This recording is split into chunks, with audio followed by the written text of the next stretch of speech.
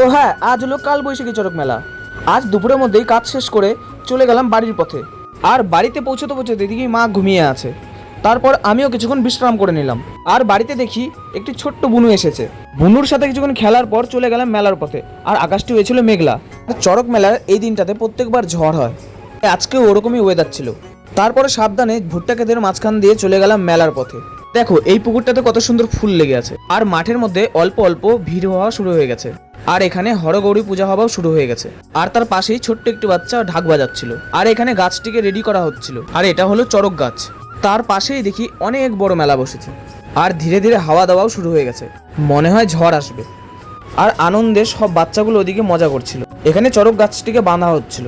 আর এদিকে বাবার ভক্তিতে সবাই মাতাল হয়ে নাচছিল। কিছুক্ষণ মেলাতে ঘোরার পরে বেরিয়ে গেলাম আমরা খাওয়া দাওয়া করতে। তারপরে আমরা দুজন বেরিয়ে গেলাম ফোর লাইনের দিকে। 15 মিনিট পরে আমরা পৌঁছে গেলাম খাবারের দোকানে। নিয়ে নিলাম আমরা 1 প্লেট মোমো আর চিকেন ললিপপ। আর হ্যাঁ, চিকেন ললিপপের টেস্ট প্রচণ্ড ভালো ছিল। তারপরে চিকেন ললিপপ খেতে খেতে চলে আসলো আমাদের কাছে চাউমিন আস্তে আস্তে আমার বন্ধু চাউমিনের উপরে হামলা করে দিল। তারপরে আমিও শুরু করে দিলাম। আর হ্যাঁ, চাউমিনটাও বেস্ট ছিল। তারপরে বন্ধু ছিপ কিনবে বলে আমাকে একটি ছিপের দোকানে নিয়ে চলে আসলো। আর হ্যাঁ, ও যতক্ষণ ছিপ কিনলো ততক্ষণ আমি পাখিদের সাথে খেললাম। ছিপ কিনে আমরা চলে গেলাম বাড়ির পথে।